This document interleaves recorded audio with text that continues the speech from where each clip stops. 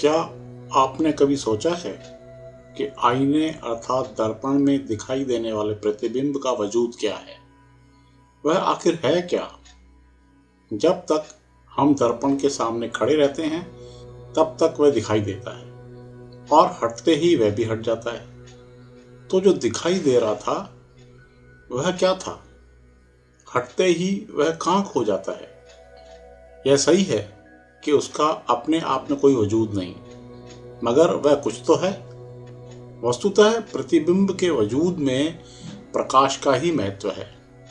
जैसे ही हमारे चेहरे पर प्रकाश पड़ता है तो आईने में उसका प्रतिबिंब बनता है, और जैसे ही प्रकाश हटता है, वह अंधेरा होता है, तो वह भी दिखाई देना बंद हो जाता है। विज्ञान की भाषा में यह रिफ्लेक्शन अर्थात किरणों का परावर्तन है।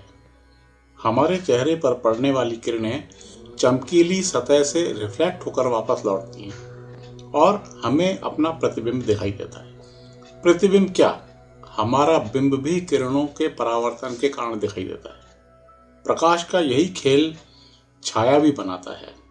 प्रकाश के सामने खड़े होने पर हमारे पीछे छाया दिखाई देती है। छाया यानी वह दृश्य जो कि प्रकाश की किरणें रुकने की वजह से बनती हैं। उसका अपने आप में कोई वजूद नहीं। हम हैं तो वह है, अन्यथा नहीं। हम सबको जानकारी है ही कि सिनेमा के पर्दे पर दिखाई देने वाले चित्र भी प्रकाश व अंधेरे का ही खेल हैं। खैर, हम बात कर रहे थे प्रतिबिंब की। भले ही इसका स्वतंत्र वजूद नहीं, मगर इसका भी महत्व है। आपको जानकारी होगी कि ज्योतिषी व तांत्रिक बताते हैं कि तेल, विशेष रूप से सरसों के तेल में अपना प्रतिबिंब देखकर उस तेल को दान करने से शनि का प्रकोप कम होता है। जिन पर शनि की 7.5 का प्रभाव है, उनको ये उपाय बताया जाता है। अर्थात प्रतिबिंब अपने साथ हमारी कुछ ऊर्जा, जिसे नकारात्मक ऊर्जा कह सकते हैं, ले जाता है। प्रतिबिंब का कितना महत्व है, इसका अंदाजा इसी बात से लगाया जा सकता है कि सामुद्रिक शास्त्र में बताया गया है कि अगर पानी में हमारा प्रतिबिंब दिखाई देना बंद हो जाए तो जल्द ही मृत्यु हो जाती है। अर्थात मृत्यु से पहले प्रतिबिंब बनना बंद हो जाता है। दर्पण में बनने वाले प्रतिबिंब का उपयोग वास्तु शास्त्रानुसार भी किया जाता है। वास्तु दोष समाप्त करने के लिए स्थान विशेष पर दर्पण लटकाया जाता है। क्योंकि दर्पण सिर्फ सामने का प्रतिबिंब दिखाता है, पीछे का नहीं। इस कारण आपने देखा होगा कि कटिंग पीछे कैसे की हुई है, उसे दिखाने के लिए ब्यूटिशियन आगे व पीछे दर्पण रखकर वह हमें प्रतिबिंब का भी प्रतिबिंब दिखाता है। वस्तुतः प्रतिबिंब एक भ्रम है। क्योंकि हमको तो पता है कि वह हमारा प्रतिबिंब है, इस कारण भ्रमित नहीं होते, मगर अक्सर चिड़िया भ्रमित हो जाती है। आपने देखा होगा कि आईने के सामने खड़ी होकर चिड़िया दिखाई देने वाले प्रतिबिंब को चोंच मारती है, क्योंकि उसे भ्रम हो जाता है कि सामने कोई और चिड़िया है। हमारे यहाँ तो परंपरा है कि छोटे बच्चे को उसका चेहरा दर्पण में नहीं दिखाया जाता। मुंडन के बाद ही बच्चे को उसका चेहरा दर्पण में दिखाने की छूट होती है। इसकी वजह क्या है, यह खोज का विषय है।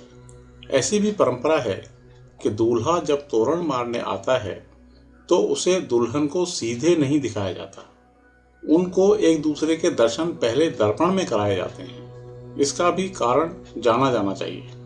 आपने ऐसा सुना होगा कि ऐसे दर्पण को बनाया जा चुका है जिसके सामने जाने पर वस्त्र ओझल हो जाते हैं और हम पूरे नग्न दिखाई देते हैं। यह कितना सच है पता नहीं, कदाचित एक्सरे जैसी कोई तकनीक होगी। दुनिया में ऐसे लोग भी हैं जो आईने में अपना प्रतिबिंब नहीं देखते।